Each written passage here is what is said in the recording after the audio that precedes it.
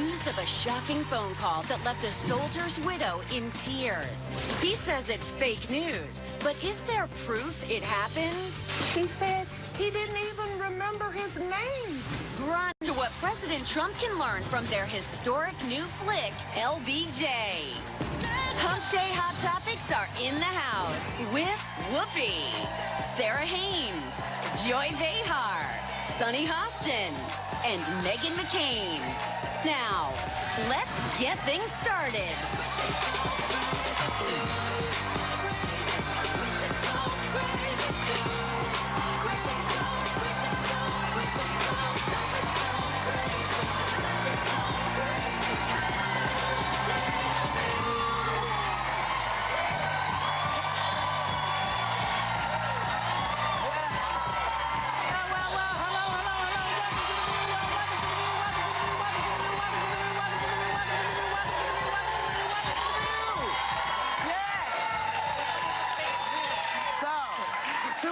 After the tragic death of soldiers in Niger, the White House resident got around to calling the widow of Sergeant LaDavid T. Johnson. And according to Florida Congresswoman Frederica Wilson, who was in the car with the widow, he apparently forgot the soldier's name and mentioned that he must have known what he signed up for. We'll be talking to the Congresswoman live at some point. Today? I hope. Today. Yeah. But what do you make of this? Well, I said yesterday that, you know, how sincere can a call seem after you as a someone who's lost someone is sitting at home watching this play out, and the president saying, I had to ask people, I didn't know if I should call, you know, and if he indeed did say he knows what he signed up for, I'd like to just ask the president, does he know what he signed up for? Because this is what you do when people lay their lives down for us. Like, that's what you do. Well, he never signed up for going to the Army because he had bone spurs. Yeah. So it's very touchy to Americans. It should be when he does something wrong with our service people. You know, I thought he had the best words. He has the worst words. Well, remember, he says, I have the best words. Not to call if this is what he's going to say. And I think, you know, anyone that has military family members, and especially family members that have been in combat, those calls mean a lot, but you're grieving. I remember when my cousin, we were raised as siblings, I got a call that he had been injured very badly overseas. And you all have met him. He lost his hand. He became terribly disfigured. And that call, it's heart-wrenching. And I remember it to this day. And to have someone be insensitive during that call, I can't imagine what it would feel like. I mean, this is a really hard one for me on a lot of different levels. The first thing I want to say is we don't know the context of this phone call. I don't know exactly. Both of them say they have proof of what was said. I would love to hear that proof. I know the mother of the widow has confirmed what the Congresswoman said, but President Trump also could have possibly been recording this. So I would like to hear the context of that call. Politicizing military deaths on both sides is a new low for America right now and every level. And, you know, it's also personal for me. Like, the worst day of my entire life, ever, worse than my father's cancer diagnosis, was when my brother deployed the first time when he was 17 and I was 19. I can still remember standing on Camp Pendleton, watching the buses go with people that looked like kids, 14 years old. I know they weren't, but they looked like babies. And I know what it feels like to be like, every phone call, did Jimmy die? Did he blow up? Is this what's happening? So I think sometimes it's easy when we're having conversations like this to forget, as you know, there are real people happening that this happens to. This widow is going through indescribable pain right now. She's 6 months pregnant. But talking about it right now feels so inappropriate for me. But he says that he has proof. You know, he said he had proof of the conversation he had with Comey. We never saw that. He has proof of his taxes. We never saw those. She has proof. What are they? Yeah. Well, right. But I mean, the point is, when he writes, I have proof, A lot of his supporters believe it, and then move on and forget about it. Where's the proof? I want to see it. But this just happened, I will say, well, and that let's see I it. would like to hear, but they both sides say they have proof. And again, if the congresswoman comes and says, here's the recording, here's what he said, and it is as craven as it's coming out in the media, the problem is she's part of the resistance. She didn't vote for President Trump. She didn't attend the inauguration. Yeah. There's politics playing on both sides. And again, someone died for our freedom to sit here on this show right now. Yes. So let's really talk about what... So, look, all I can say is, have you no shame, sir? Have you no shame? Have you no shame? I mean, that you would bring up, I can't, because I'm infuriated, you know. But you also love the troops. It's one of the first conversations. I love my troops, and I'll tell you why, because I grew up in Chelsea, right here in New York, and we sent many to fight in Vietnam. And some came back and did terrible things to themselves. Terrible things to themselves. So for me, if your kids haven't gone, or you didn't go, I need you to have a whole different mindset with the folks who went. Even if you, whatever our politics is, whatever the politics is, this is the one place we should all.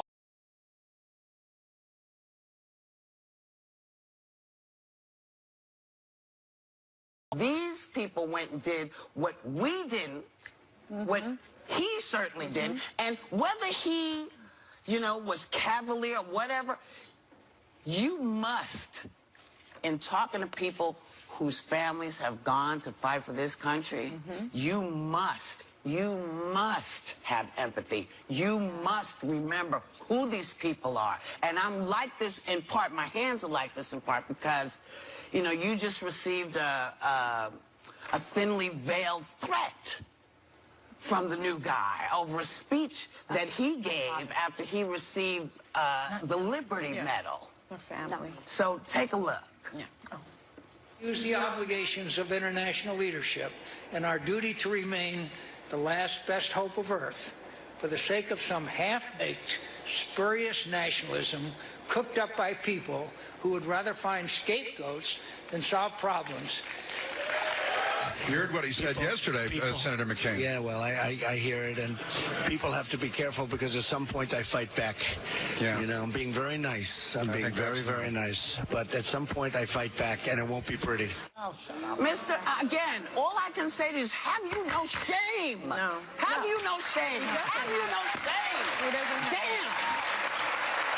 You know, you tweeting about the NFL, man. What are you doing? Bonehead. Your father should say it. You know, remember when he attacked John McCain and he said, I like heroes, I think he used the word heroes or whatever, soldiers who haven't been captured. Well, you know, your father might say, I like presidents who haven't been helped by the Russians. Who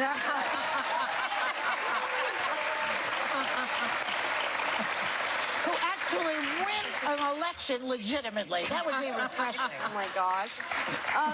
Listen, I was here with you guys yesterday when this story broke, and I hate this fighting between my father and President Trump, because when you're talking about service and things like that, I just find it so deeply sacred, and this is highly politicized. My father and President Trump have deep disagreements on the future of America, deep disagreements on the role of America globally, about the role of the Republican Party and whom should be leading it.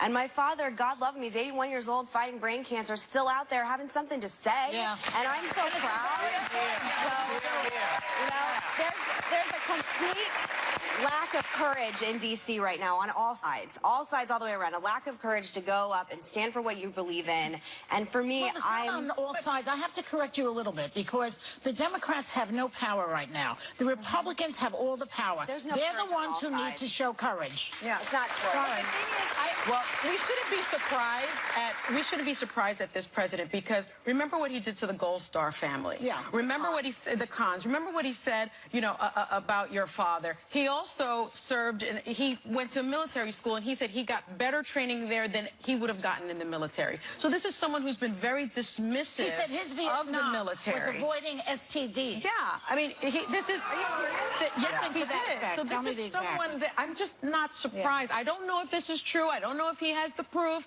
but I would not be surprised if it were true, because this is the level of discourse that comes from this White House. But it's, again, it's, you know, I go back to John Boehner and President Obama. The Republicans ran John Boehner out of there.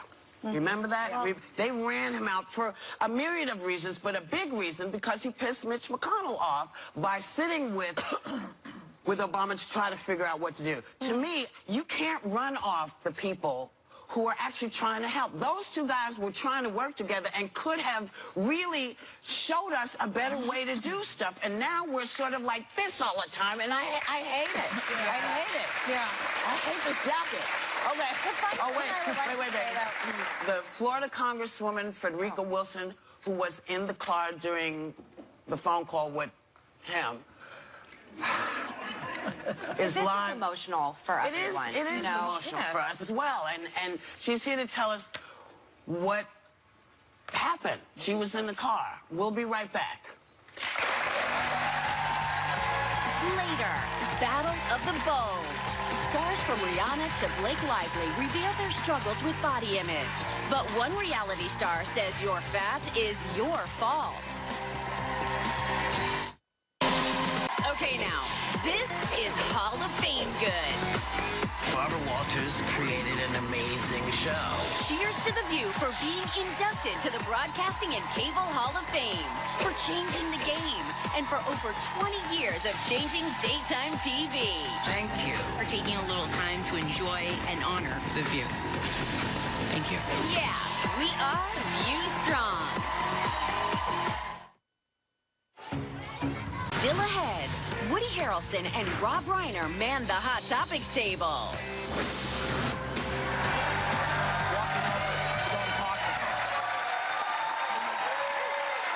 Hey, now, we were just talking about that shocking phone call from the new guy to a fallen soldier's widow. And joining us live right now is the Florida Congresswoman who witnessed the call. Please welcome Congresswoman Frederica Wilson.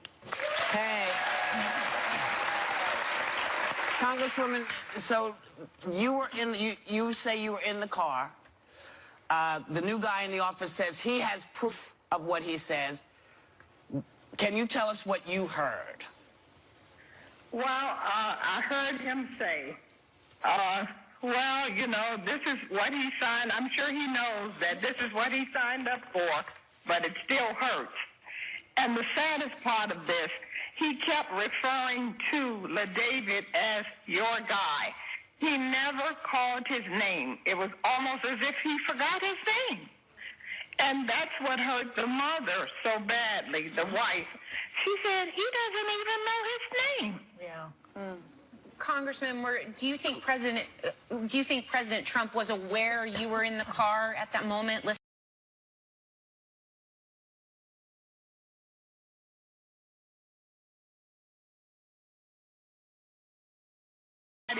From the airport to bring it back to the funeral home. So I'm sure he knew that I was not the only person in the car.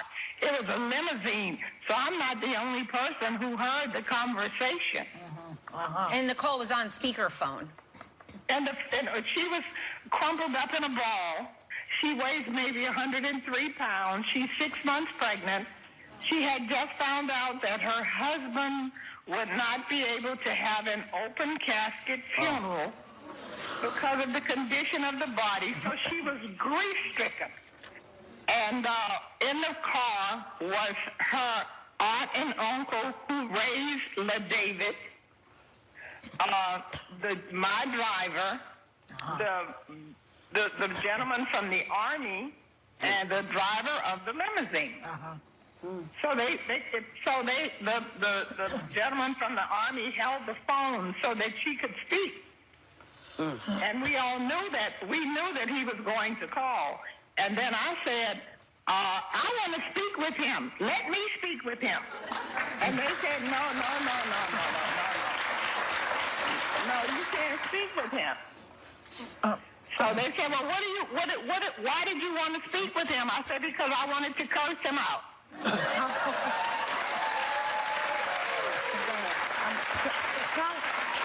Congresswoman, Mrs. Johnson, as you mentioned, is 6 months pregnant with her third child. And according to you, President Trump not only said this is what her husband signed up for, but not once did he call her husband a hero.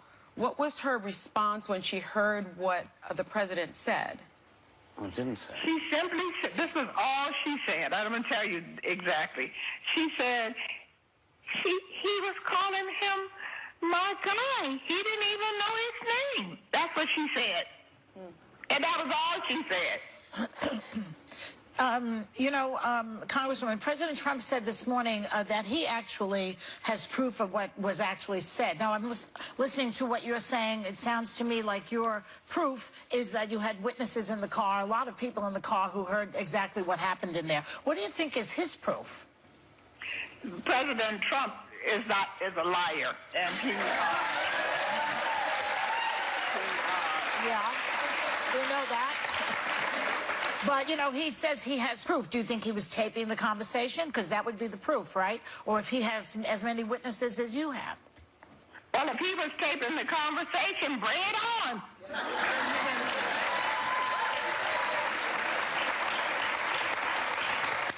Congresswoman, I'm very uncomfortable with all of this. I don't like the cheering of calling our president a liar. I don't like the cheering talking about a man who has given for our freedom at this point. This was a private call between a widow and the president. Why did you feel the need to speak out? And do you think at any point that she will either confirm or deny what you're saying right now?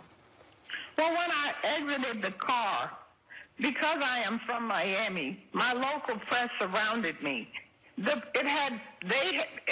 Trump had evidently told the press that he was going to call the widow. So they asked me, they said, Congresswoman Wilson, did he call the widow? I said, yes, he did. They said, did you hear the call? I said, yes, I did. They said, what did he say? And I told them what he said. And then I just told them that one line. And then that was the end of that. But just because you asked isn't necessarily your role to answer. I mean, this is deeply private and personal. I mean, again, I don't know the context of it, and I understand that, we have... First of all, let me tell you my relationship to him. I have a mentoring program in Miami called the 5,000 Role Models of Excellence Project, and I mentored this young boy from a little boy in elementary school through this program all the way through high school. His brother, we mentored him and sent him to the Cookman College. The other brother is in the fire college. He's 17 years old. These are people that I have known all of my life. Since they were little children, I told you that his uncle went to my elementary school. I was his principal. So, and another thing, my purpose was not necessarily there to hear Mr. Trump's verbiage to the wife. I want to know from Mr. Trump what happened to LaDavid in Nigeria. Why was he the last one found? Why did it take 48 hours for them to discover him? Why wasn't he in a car, an armored truck? Why did he have weapons weaker than the terrorist weapons? Why were they able to surround them and kill them? This is going to be Mr. Trump's Benghazi, because I cannot get the answers. Nobody can get the answers.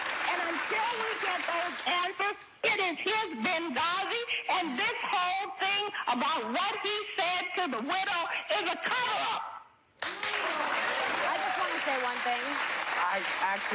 This is a tragedy. This young man died for our freedom, and we should focus on that. He died for our freedom, and he is a hero, and that is what my community is holding him up to be, and I would hope that the White House and the Congress and everyone else will hold him up to be a hero. He's a young man. He minded his parents. His mother died when he was 5 years old. He had to be raised by his aunt and uncle. He went to school.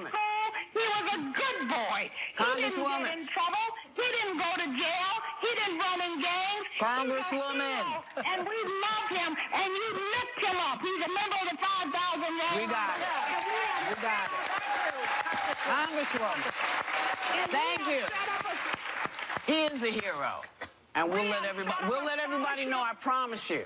Thank you for talking to us, and I'm sure this is not the last we're going to hear about this. We will be right back.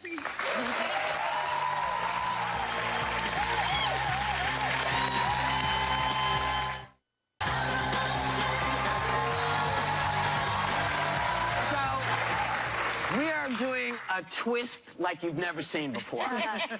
There is a model, former model, who is also a former housewife of Miami, I believe. Oh, her name is Joanna Krupa.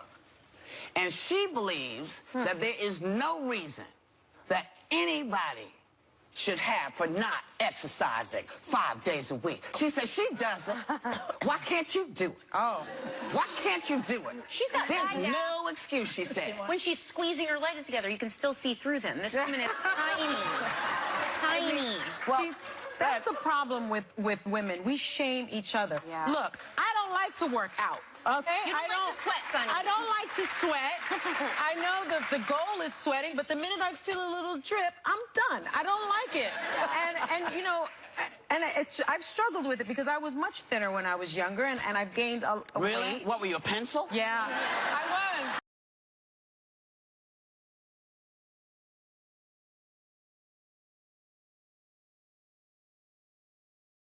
Say stuff like Can that. I point It's something out about offensive. this? About Miss You pointed out one. Joanna? Yeah. Say, Joe. Yeah. We've conducted an extensive breastigation. Oh. And we have concluded that those are not the breasts you came into the world with. So, before you start saying what other people should be doing, you need to get those brusher. You remember that? Brusher. To do those things to make your breasts bigger and more natural, yours. See, you can't do this. You can't say stuff like this when you don't have all your own body parts. Yeah. You can't do it. You can't do it. Not everybody's for exercise. Do you enjoy working out? Well, first of all, like, we all go on TV in the morning to speak about the news, and so it's more important to me in the morning to be well-read and to watch a lot of cable, to make sure I'm informed before I come out here to fight with you, Joy. Just kidding. But I will say that there's a lot of reasons why people can't work out. Yeah. There's a lot of economic reasons. There are a lot of people working multiple jobs. They don't have the financial capability. Some people are going to night school to try and get their degree. I mean, there are many reasons why health isn't the #1. Don't comment until you've walked in their sneakers. By the way, there is such a thing as exercise addiction, something I've never experienced. But there is such a thing. Yeah. Well, there's such a thing as all these things. I'm but very the bottom concerned line about is, Joanna, keep it to yourself next time. We'll be right back. The View would like to thank Apple and Eve for providing our entire studio audience with a bottle of their delicious juice.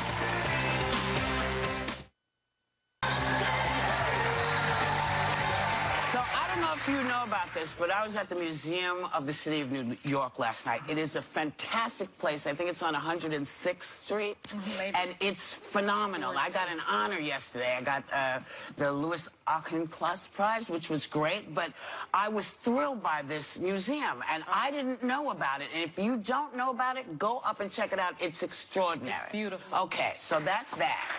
So if parents want to raise their girls to be strong and confident, you have to let them be funny, according to an op-ed in the Washington Post. Parents do not encourage their girls to be funny, apparently. I did not know this. Did you? Well, I remember being told not to talk so much, and I think they wanted quieter girls in school and at home. But my parents also used to give me speeches. I remember after this, we were doing Grease reenactments with my basketball team when we were 14. It was the best. And my mom and dad called me over to the table, and they didn't embarrass me in front of the group, but they said, you know, Sarah, it's not always about you. And I've always been like this little middle child performer. warmer. Yeah. So I feel like they squashed me a little. No, I was never squashed. No one squashed me. I was always in search of a bigger room, more attentive audience, so I go to the neighbors when, they got bored with me in one apartment. I go to some other apartment. I did. Then they sent me to Springfield, Mass. to stay with my cousins. I'd kill in Springfield. I was always looking for laughs, and no one stopped me, ever, except the teacher strike. I talked a lot, and I remember my parents egging it on a little bit, like, oh, well, that's very interesting. That's what happens to only children. Yeah, they egged it on, and I do that with my daughter as well. My daughter, you all have met her. I mean, she's a firecracker. I don't know where she gets that from. She's a firecracker. She's extremely opinionated. She's actually quite political. The wall thing with Trump infuriated her, and I love that about her. What about you? First, I love young girls that are political, and there are actually statistics that show as little girls get older, starting at 13, they become less and less involved and interested in politics because they don't think it's necessarily an industry that they would be welcome in or go into. It's a huge problem. I think more women in leadership roles in general would make our world a much better place. But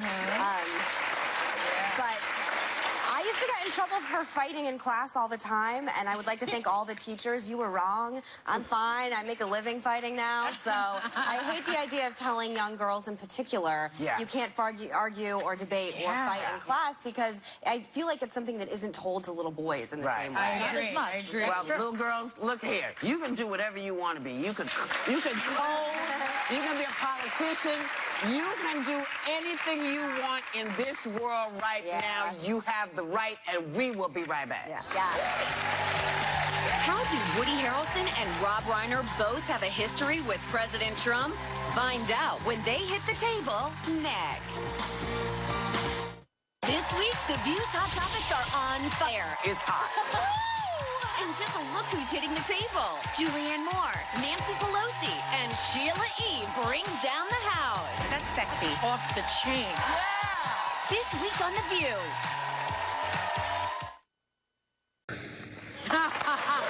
Please welcome Woody Harrelson and Rob Reiner.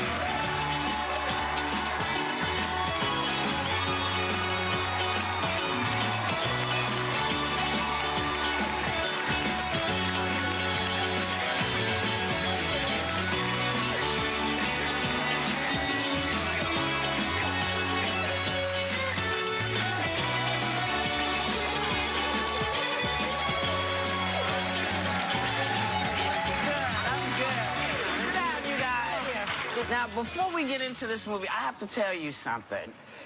You did a spectacular job in War for Planet of the Apes. You and Andy Serkis, to me, the performances were magnificent because you didn't think about the fact that this was not another being you were talking to, and that takes two great actors, so I just want to say I thought it was magnificent. Yay. You look like LBJ. You sound like LBJ. You nailed it. How hard was this? Pretty easy. No. No, I was quite worried about it, and I was really...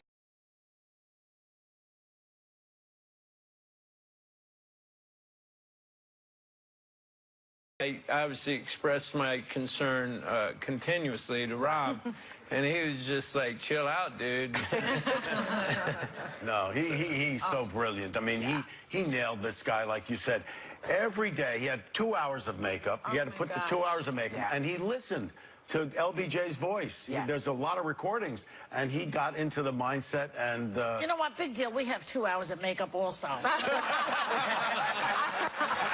I have to say, I saw the movie last week, and I have not stopped talking about it. It was magnificent, and you were magnificent.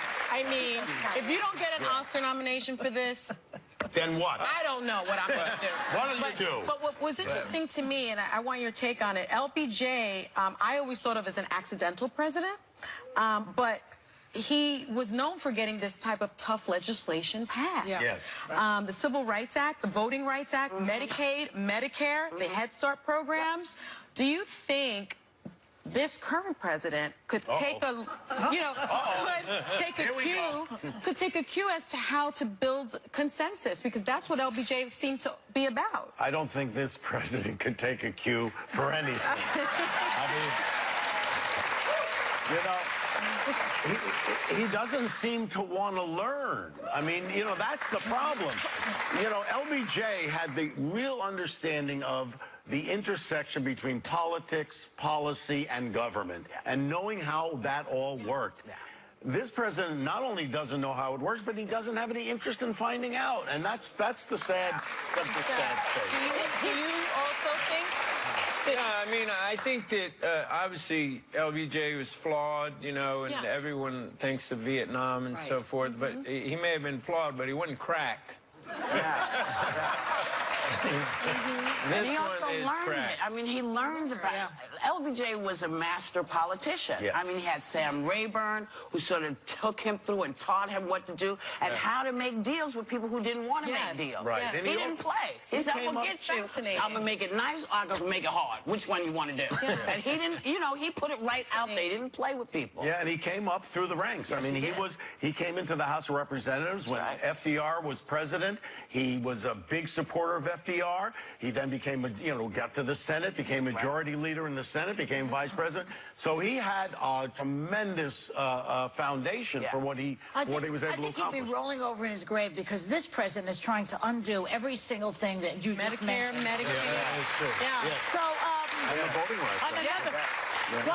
The Clean Water Act, the Clean Air Act, which he accomplished. Trump likes the Dirty Water Act. So we were talking before about, this this whole thing with the soldier who just was killed, and how Trump is so tone deaf. He said to the mother, well, he knew what he was signing up for. What do you think about remarks like that? I mean, we're talking about how he's incompetent, but how about insensitive? I don't think he has any compassion in him. He has no empathy. I mean, he's, I hate to say it, but he's a sociopath. I mean, he has no feeling for other people. And it's one of thousands of things like that. When he talked about the Khan family, Meghan McCain, who you had out, he said he's not a real hero because he got captured. I mean, one thing after the next. I mean, it's just a part of everything that he's done. Well, so let me ask you, because I know you as a filmmaker who wants to help people understand how to get along, how to get through life. We made a movie. Yeah, I also was in a panic about it because, What movie was that? Ghost of Mississippi. Yeah, that's right. Great movie. I played Medgar Evers' wife, and Medgar Evers' wife was sitting right there. Yeah. So I'd be like, are you sure this is okay? Because I don't feel comfortable. But Bob has this amazing way of doing it, and I wonder if this in part comes from being at the knee of your dad. Speaking of a knee, because there's this wonderful Instagram of your dad taking a knee. Can you show it? Somewhere. That's so great. Okay. That's so great. Paul Reiner. I mean, Wow. The guy's 95 years old. He was worried about getting up. But is this something that you all talked about when you were growing up? You know, it's funny, but when I was a kid, everybody remembered people my age where they were when Kennedy passed away. I knew where I was when I heard that Medgar Evers was assassinated because that conversation about racial harmony and racism was a subject in our house, and we talked about it all the time. Well, we're talking about it now in our household. Again. Well, it's been raised again. That's what's interesting about this movie. That's why. Because all of a sudden, it's a subject matter that's been covered in a number of movies, but because of the president we have now, this has been raised to the surface again. That's so relevant. The movie's so relevant. But I want to end on a light note. Okay. Woody, I recently saw a meme where people recognize your face in someone's body, and you reposted it. What? It made me laugh. I see the resemblance. There's a resemblance. Did you see the resemblance? Yeah, and you see, I'm smiling because I'm like, damn, we're finally getting into this keg. That's so funny. That's kind of weirdly brilliant. Right? It's funny. It's great. Well, this movie, I'm so glad you made it, and I'm so glad that you did it, and I'm so proud of you as an actor. I just want to say, really, you just kicking butt all over the place. I love it. So, thanks to Woody Harrelson, thanks to Rob Reiner. LBJ opens in theaters November 9th. And we, of course... November 3rd. November 3rd. All right, it opens November 3rd. My bad. We'll be right back. Yeah.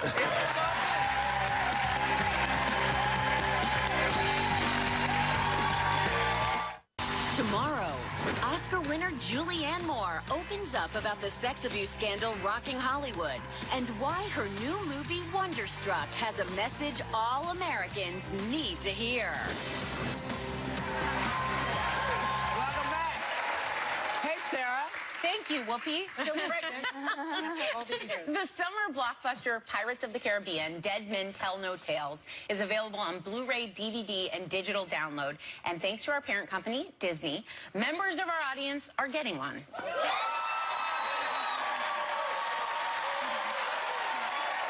to you, Whoopi. Well, never a dull moment around here. Listen, we want to thank you for coming because we really can't do this without you, so thanks. Yeah. We want you all to have a great day and a safe day, and everyone take a little time to enjoy the view.